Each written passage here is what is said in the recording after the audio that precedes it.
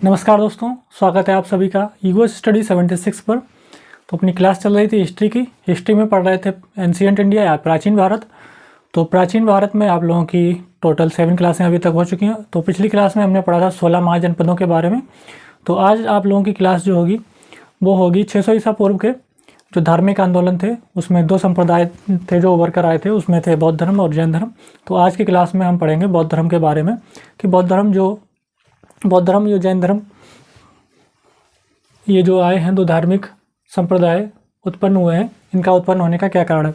तो आप एक सिंपल सा पॉइंट याद रखिए, इनका उत्पन्न होने का कारण है जो ऋग्वैदिक काल में ऋग्वेद का 10वां मंडल है, उस जिसकी रचना की है ऋषि महर्षि सुक्ते ने। तो उसमें सबसे पहली बार बड़ व्यवस्था का उल्लेख किया गया था। तो उसी में सबसे पहली बार बड़ व्यवस्था का उल्लेख किया गया था और बड़ व्यवस्था में उल्लेख किया गया था और इसको 4 वर्णों में विभाजित किया गया था। एक ब्राह्मण, क्षत्रिय, वैश्य और शूद्र लोगों को इन 4 वर्गों में विभाजित किया गया था। और इनको पहले तो कर्म के आधार पर या कार्य के आधार पर विभाजित किया गया था, लेकिन धीरे धीरे कुछ ऐसा हुआ कि इनको जन्म के आधार पर निर्धारित कर दिया गया। ठीक है। तो और आप लोग जानते होंगे कि सृष्टि की रचना जैसे कि ब्रह्मा जी ने की है, तो माना जाता है ब्रह्मा जी ने की है।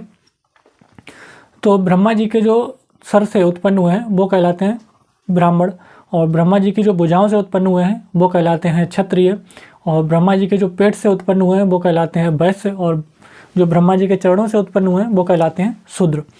तो इसी के आधार पर ब्राह्मणों का कामकाज क्या था? ब्राह्मणों का कामकाज था कि पूजा पाठ करना, वेद वगैरह पढ़ना, इनको उपनिषद वगैरह। और क्षत्रियों का काम था जन क्षेत्र लोगों की रक्षा करना। वैश्य का काम था इन लोगों के लिए वाणिज्यिक काम, मतलब ऐसा कि कृषि वगैरह करना इन लोगों के लिए।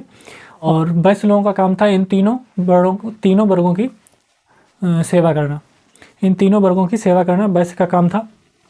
तो यहीं पर धीरे धीरे क्या हुआ, ब्राह्मणों ने अपना गलत फ़ायदा उठाया ब्राह्मण की।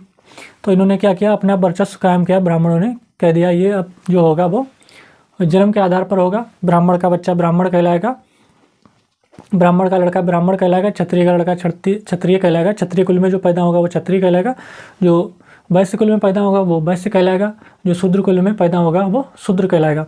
तो इन्हीं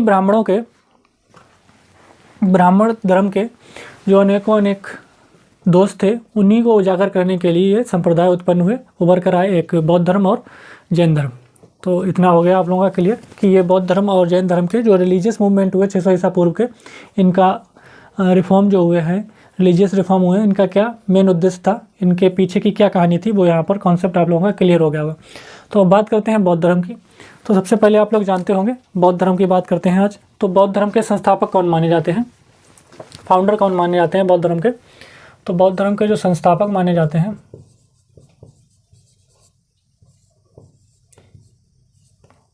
गौतम बुद्ध।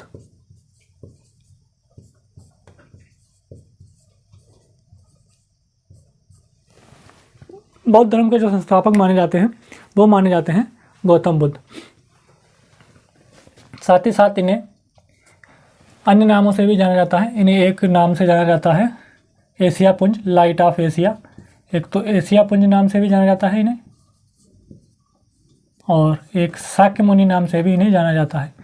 एशिया पुंज और शाक्य मुनि, इन 2 नामों से इन्हें और जाना जाता है संस्थापक। और इनका जन्म कब हुआ था? इनका जन्म हुआ था 563 BC में। कहाँ पर? नेपाल के कपिलवस्तु में, लुम्बिनी ग्राम में। कहाँ के? कपिलवस्तु, नेपाल।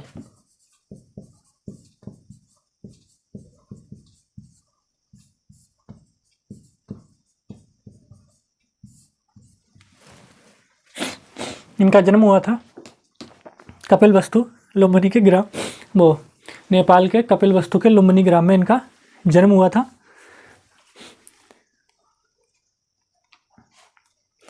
और इनका चाइल्डहुड नेम या बचपन का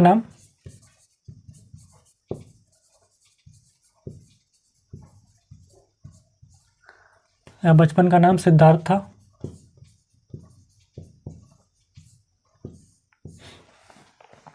कि बचपन का नाम सिद्धार्थ था। इनके बचपन का नाम सिद्धार्थ था। पिता का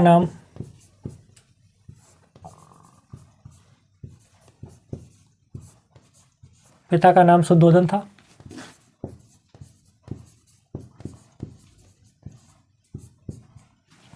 माता का नाम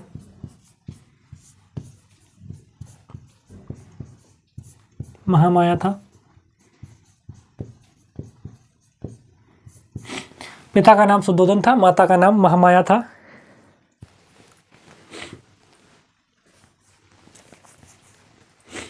ये शाक्य कुल से बिलोंग करते थे और ये कौलीय वंश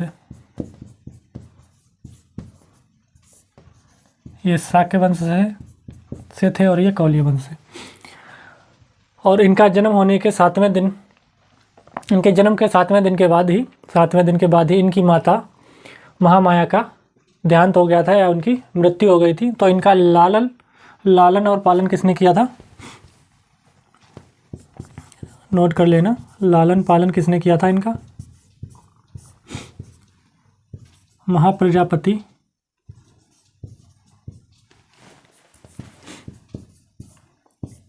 गौतमी ने, जो इनकी माता की सिस्टर थी, बहन थी और या इनकी मौसी थी। कौन थी ये? इनकी मौसी थी।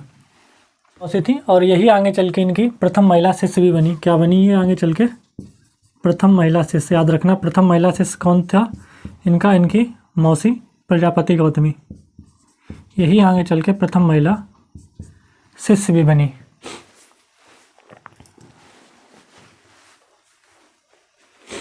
इनका शाक्य कुल के गौतम गोत्र में जन्म हुआ था। कहाँ पर हुआ था?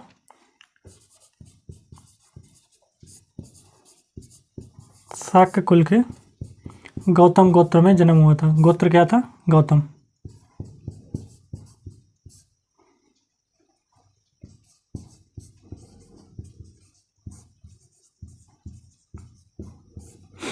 शाक्य कुल के गौतम गोत्र में जन्म हुआ इनका। अब आगे चर्चा करते हैं। हाँ, और इनकी पत्नी का नाम जो था,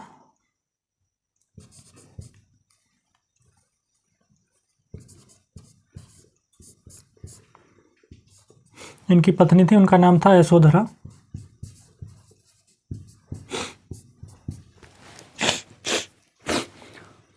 और इनका जो पुत्र था उसका नाम था राहुल।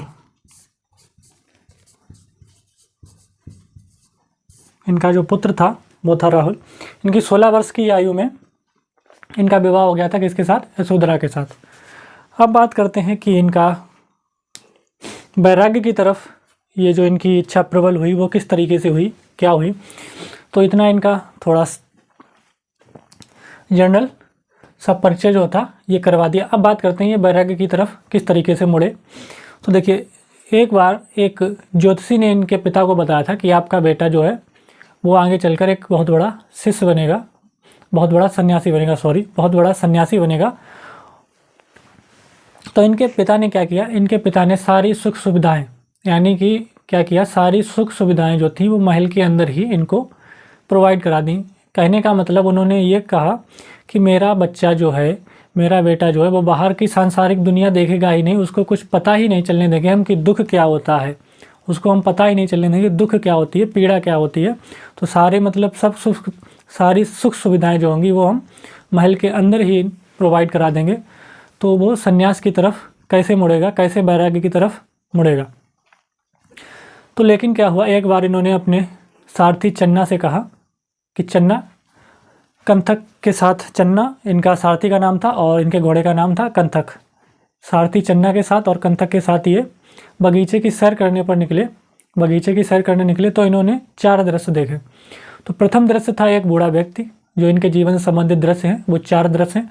तो प्रथम दृश्य था बूढ़ा व्यक्ति, दूसरा दृश्य था रोगग्रस्त व्यक्ति, और तीसरा दृश्य जो इन्होंने देखा वो देखा एक मृत व्यक्ति, और जो चौथा दृश्य इन्होंने देखा वो देखा एक खुशी सन्यासी का। यानी कि जो सन्यासी था बहुत ही ज़्यादा खुश इनको दिखाई दिया।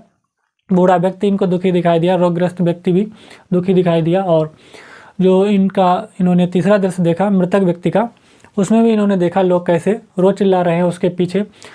तो इन्होंने क्या सोचा, सन्यासी जो इनको दिखाई दिया वो बहुत ही ज़्यादा प्रसन्न दिखाई दिया। इसी वजह से इनका मन जो था वो वैराग्य की ओर प्रबल हो उठा और ये सन्यास की तरफ इनका मन किया और इन्होंने सन्यास धारण करने की सोची। तो इन्होंने क्या किया, सन्यास धारण करने की इन्होंने सोची। तो 29 वर्ष की आयु में इन्होंने गृह त्याग किया।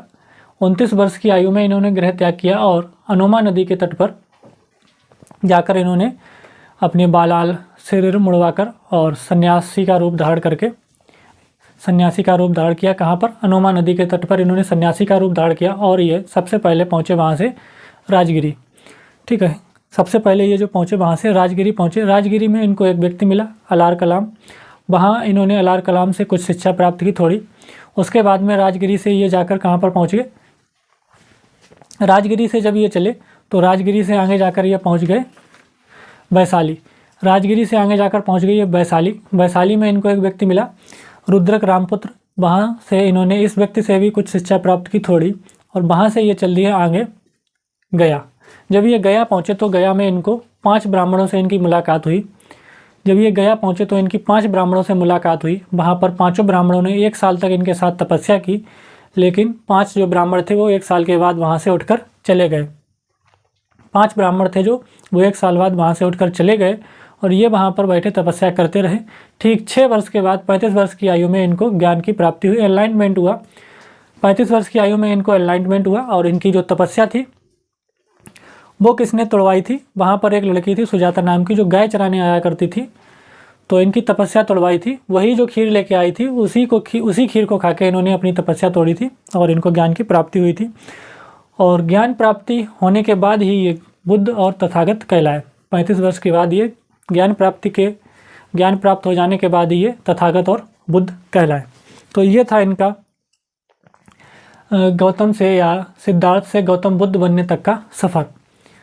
ठीक है, सिद्धार्थ से या गौतम से ये बुद्ध और तथागत कैसे कहलाए, वो था इनका ये सफ़र। तो अब बात कर लेते हैं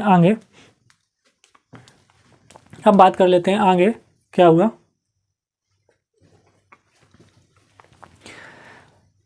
सोलह वर्ष की आयु में इनका विवाह हुआ यशोधरा से।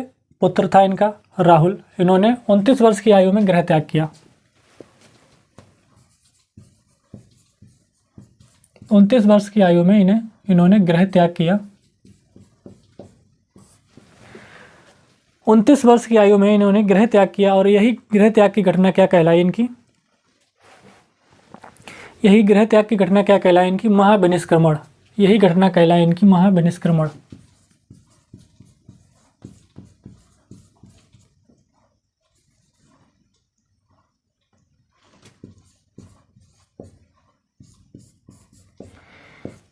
गृह त्याग की घटना इनकी क्या कहलाई, महाविनिष्क्रमण। और ठीक 6 वर्ष के बाद 35 वर्ष की आयु में इनको क्या हुआ, ज्ञान प्राप्ति। 35 वर्ष की आयु में इनको क्या हुआ, ज्ञान प्राप्ति हुई। और यही घटना इनकी कहलाई निर्वाण। ज्ञान प्राप्ति की घटना ही क्या कहलाई इनकी, निर्वाण। 29 वर्ष में गृह त्याग किया, महाविनिष्क्रमण कहलाया। 35 वर्ष की आयु में इनको ज्ञान प्राप्ति हुई, वही घटना इनकी कहलाई निर्माण। ये याद रखना, ज्ञान प्राप्ति की घटना क्या कहलाती है, निर्माण, और गृह त्याग की घटना क्या कहलाती है, महाविनिष्क्रमण। ज्ञान प्राप्ति के बाद ये क्या कहलाए, ज्ञान प्राप्ति के बाद ये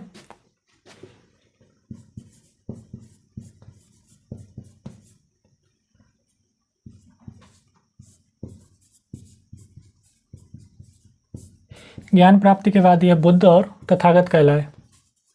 बुद्ध और ज्ञान प्राप्ति के बाद ये बुद्ध और तथागत कहलाए।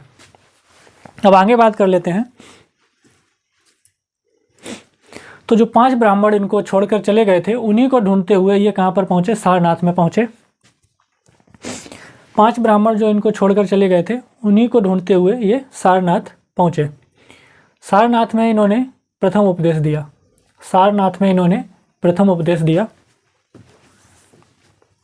प्रथम उपदेश कहाँ पर दिया इन्होंने,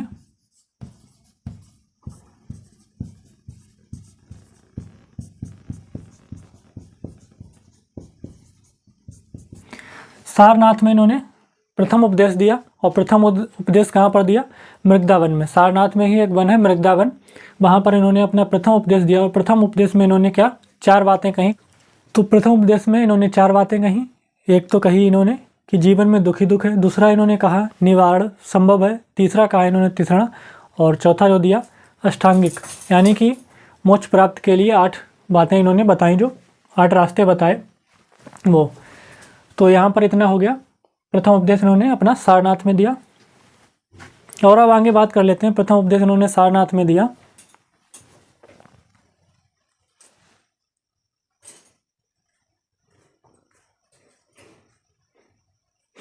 और प्रथम उपदेश, प्रथम शिष्य कौन थे इनके?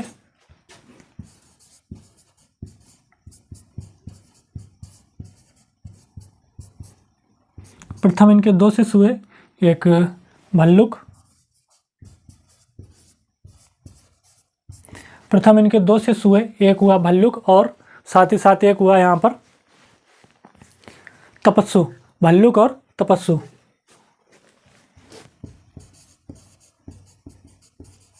दोनों शूद्र थे। भल्लुक जिसको कल्लिक भी कहते हैं, भल्लुक जिसको कल्लिक भी कहते हैं, और एक तपस्सु।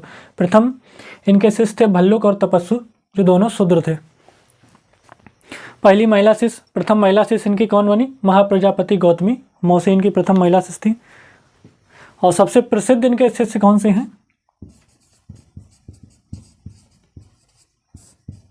प्रसिद्ध शिष्यों की अगर बात करें इनकी, तो इनके सबसे उपाली और आनंद जो 2 शिष्य हैं वो सबसे प्रसिद्ध हैं।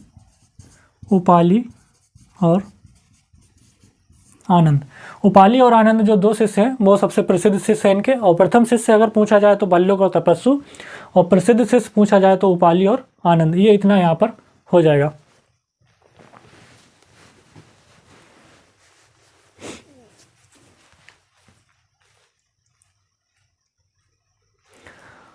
और जो इन्होंने प्रथम उपदेश दिया था, प्रथम उपदेश सारनाथ में दिया था, यही घटना धर्म चक्र प्रवर्तन कहलाती है। धर्म चक्र प्रवर्तन कहलाती है, याद रखना। यही घटना धर्म चक्र प्रवर्तन कहलाती है। गृह त्याग की घटना महाबनिष्क्रमण, ज्ञान प्राप्ति की घटना निर्वाण, और सारनाथ में जो इन्होंने प्रथम उपदेश दिया था, और यही घटना कहलाती है धर्म चक्र प्रवर्तन। और जो अच्छा एक क्वेश्चन यहाँ पर और बनता है, 35 वर्ष की आयु में इन्होंने ज्ञान प्राप्ति कहाँ पर की थी? निरंजना नदी के तट पर पीपल वृक्ष के नीचे। यहाँ पर अगर लिखना चाहें तो लिख सकते हैं, ज्ञान प्राप्ति इन्होंने कहाँ पर की थी 35 वर्ष में? निरंजना नदी के तट पर, निरंजना नदी तट पीपल वृक्ष के नीचे।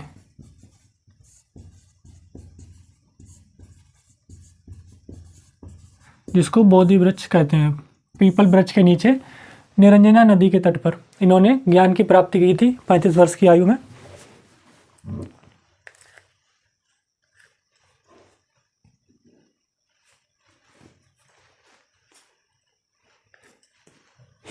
और बैसाख पूर्णिमा के दिन इनका बहुत महत्व है, क्योंकि बैसाख पूर्णिमा के दिन ही इनका जन्म हुआ, बैसाख पूर्णिमा के दिन ही इनको ज्ञान की प्राप्ति हुई, और बैसाख पूर्णिमा के दिन ही इनकी मृत्यु हुई।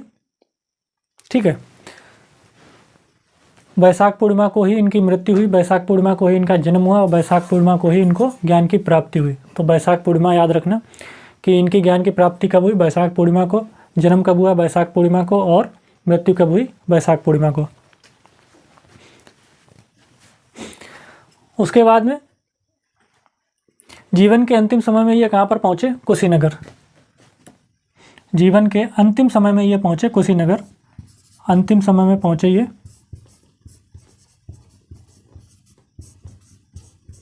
कुशीनगर।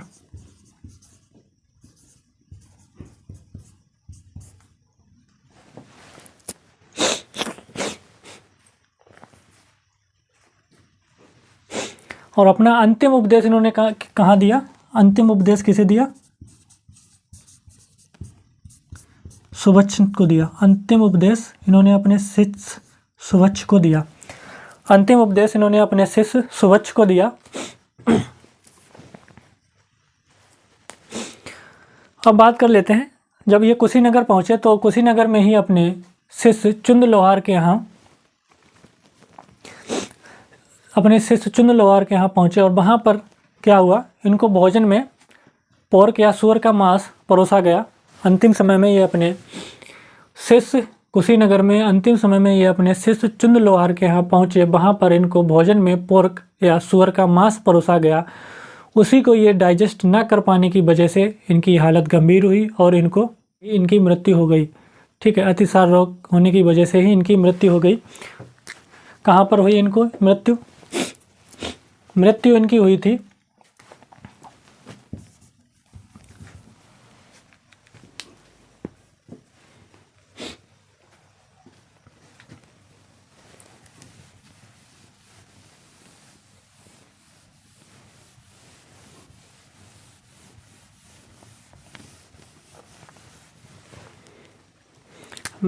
इनकी 483 BC में।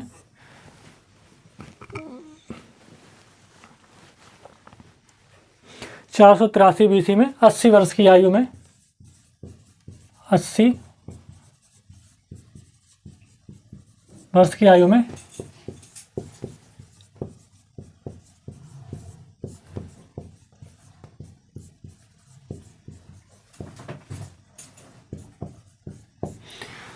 वर्ष की आयु में हिरण्यावती नदी के तट पर इनकी क्या हुई थी, मृत्यु हुई थी।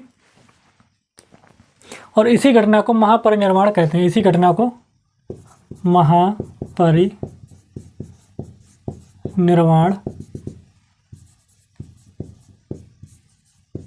कहते हैं। इसी घटना को महापरिनिर्वाण कहते हैं। इसी घटना को महापरिनिर्वाण कहते हैं।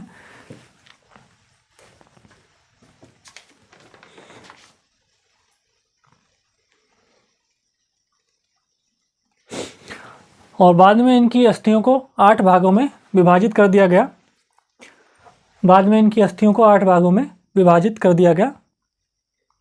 तो आज की क्लास को इतना ही रखते हैं। आज की क्लास में गौतम बुद्ध के बारे में जितनी भी जानकारियाँ थी, इनको ज्ञान कैसे हुआ, किस तरीके से इन्होंने वैराग्य धारण किया, सन्यासी का रूप कैसे धारण किया, किस तरीके से ये घर से निकले, क्या क्या इनके जीवन से संबंधित जो भी घटनाएं थी वो आज की क्लास में कंप्लीट हो गई हैं। तो आज को इतना रखते हैं, फिर पढ़ते हैं। नेक्स्ट क्लास में पढ़ेंगे इनकी बौद्ध संगतियों के बारे में और इनके धर्म को जो 2 भागों में डिवाइड हुआ था, हीनयान और महायान, उसके बारे में। तो आज की क्लास को इतना रखते हैं, मिलते हैं अगली क्लास में। तब तक के लिए आप लोगों का बहुत बहुत धन्यवाद।